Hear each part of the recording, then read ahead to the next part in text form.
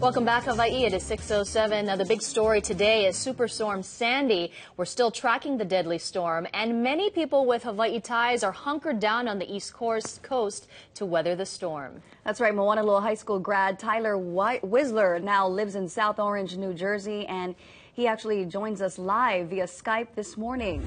Good morning, Tyler. Good morning. And we see that you're out and about this morning. What can you tell us about what you're seeing today?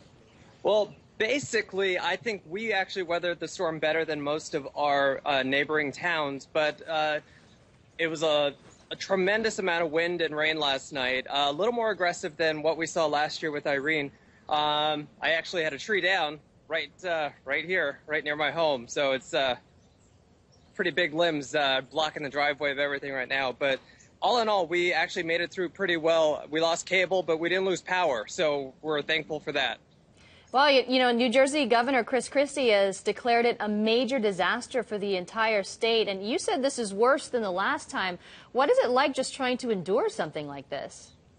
Well, I mean, there's not really too much that you can do. I mean, prepare as much as you can, batteries, flashlights, food, water, and, you know, just hope for the best.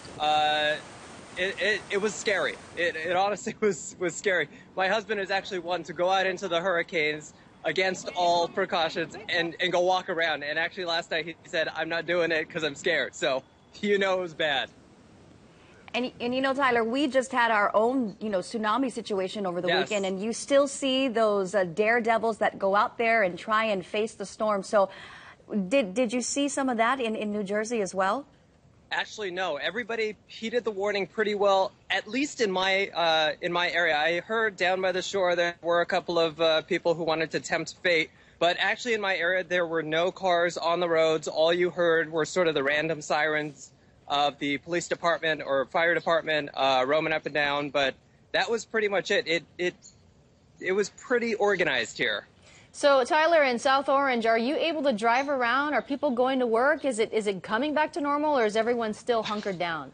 No. Everything is still in shutdown mode. I actually sent out a tweet this morning just seeing whether Starbucks was open, because that's sort of like, you know, if Starbucks is open, then the rest of the world can begin. But, yeah, I haven't heard anything.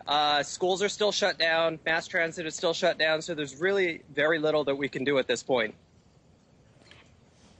And right now, it's just, you know, picking up the pieces and going on with life from here on out, right?